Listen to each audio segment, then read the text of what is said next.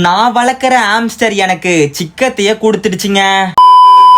இது டே 83 of 100 days 10K followers challenge.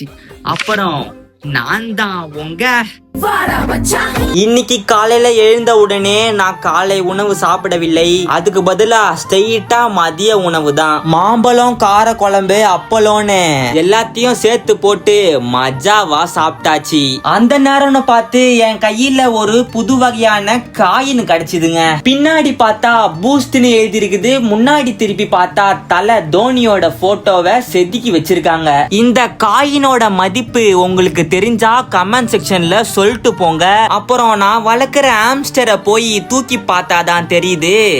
முதல்ல இது என் வீட்டுக்கு வரும்போது நல்லா துருன்னு இருந்துச்சு, மஜாவா இருந்துச்சு, ஆரோக்கியமா இருந்துச்சு. ஆனா இப்போ அதுக்கு ஆப்போசிட்டாவே இது இருக்குது. அப்புறம் எங்க ஆயாவோட பழைய செல்போன் கிடைச்சது எனக்கு. இது ரொம்ப பழைய காலத்து போனு, பின்னாடி நோக்கியான்னு போட்டிருக்குது. ஆனா இந்த போனு கொஞ்சோண்டு ஒர்க் ஆகுற கண்டிஷன்ல இருந்தா இன்னும் தரமா இருக்கும். இதெல்லாம் ஒரு விண்டேஜ் கலெக்ஷன். அப்புறம் கோட்டும் கூட ஆசை தீர அந்த ஒர்க் ஆகாத போன்ல போன் பேசி முடிச்சிட்டு அப்புறம் மத்தியானம் ஆயிடுச்சு.